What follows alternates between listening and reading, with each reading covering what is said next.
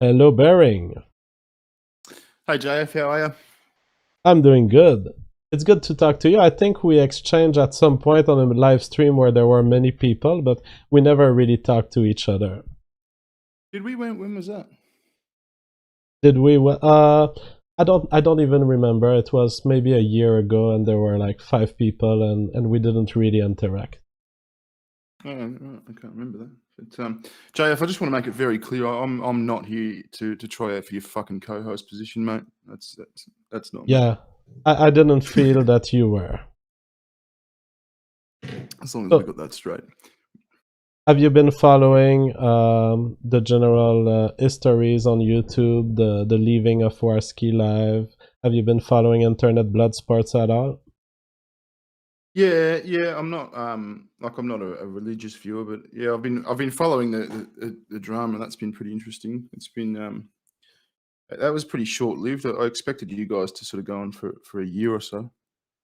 Yeah, I think that Blood Sports is pretty dead. I think that it's gonna lead just to a series of radio show type hosts on YouTube who will probably be unable to host credible debates because of the lack of credibility of the people involved generally and the lack of credibility of the platform. Well, it's the same platform as it always was. I mean, I just find that they're they're not really looking for debates at the moment. It all seems to be in-house drama, which is fine. It's entertaining. Don't get me wrong, but it's not outside debates. The problem in the long term with drama is that people will learn you don't go on this show because you're gonna get ridiculed. And so, to maintain a credible platform, my strategy was let's not make a winner and a loser. Let's make it a game, and everyone likes to participate. And ultimately, it's for the sports aspect of it, of winning, of playing the debate game, and of learning stuff and learning what are good arguments. But if you cannot make a show where all of your participants have won something, that they have either had a chance to educate the audience or they had a chance at least for their opinion to have a place and be respected, you're going to create an ecological system where no one wants to get in the cage to be ridiculed and to be strawmanned. Hmm. Yeah, fair enough. So what are you going to do with your show? Are you going to do debates, or and what have you got on the cards?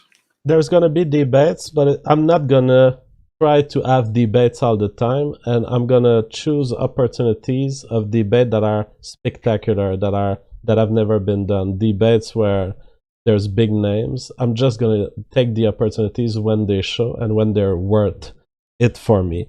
Otherwise, what I want to do is to find a super talent co-host who's able to produce constant news reviews, constant update on what's happening in the world, and to have an insight in depth on certain stories. Hmm. Should try out Kraut and Tea.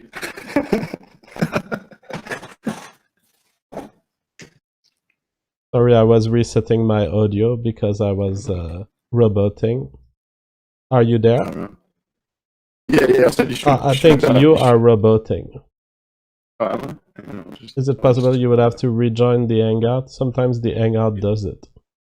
yeah, just one sec.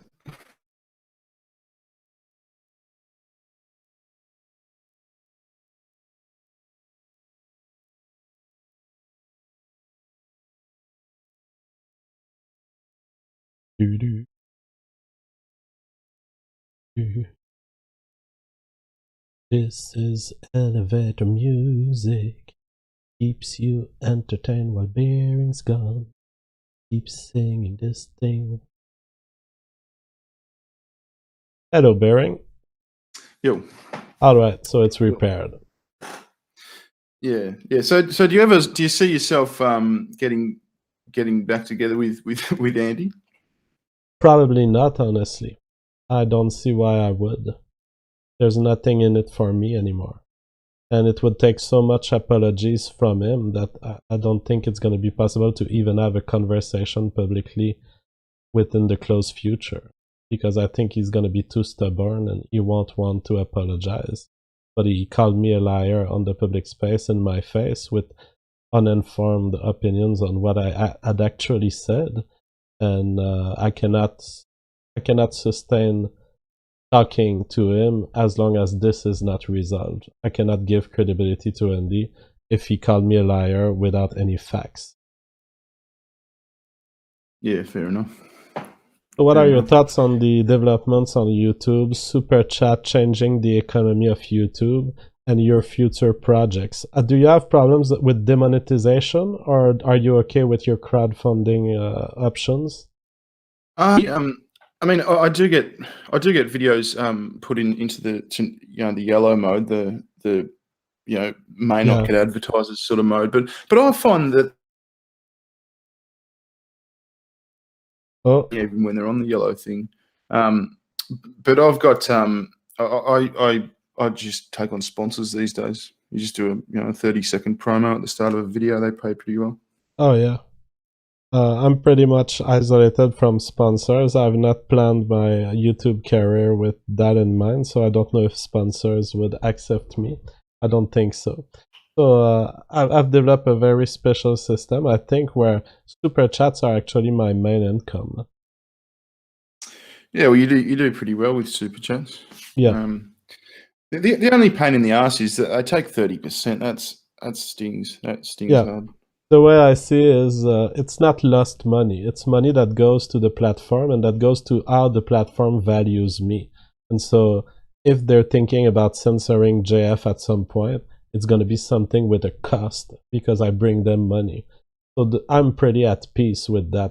I don't see it as money being lost. I see it as I'm involving YouTube in my partnership and they have interest in allowing me to speak.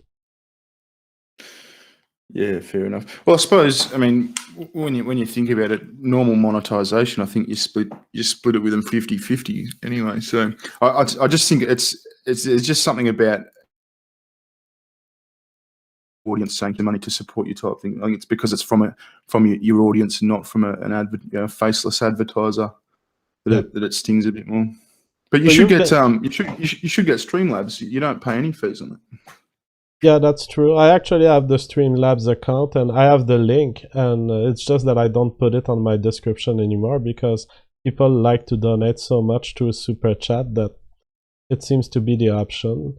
I could put it back maybe. When I was a smaller streamer, it was a good option. There was smaller revenue.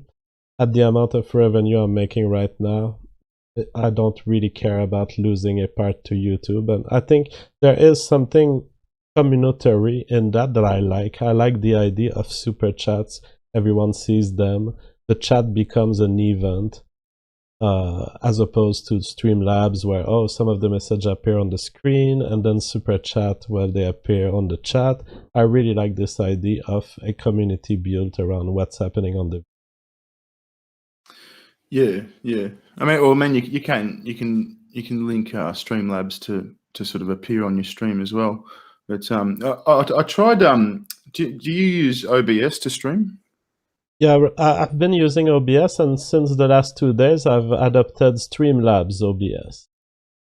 Yeah, that's what I was going to mention. I tried that a couple of weeks ago. That's brilliant. It makes it really simple. Yeah, it's really beautiful. They did a good job to OBS.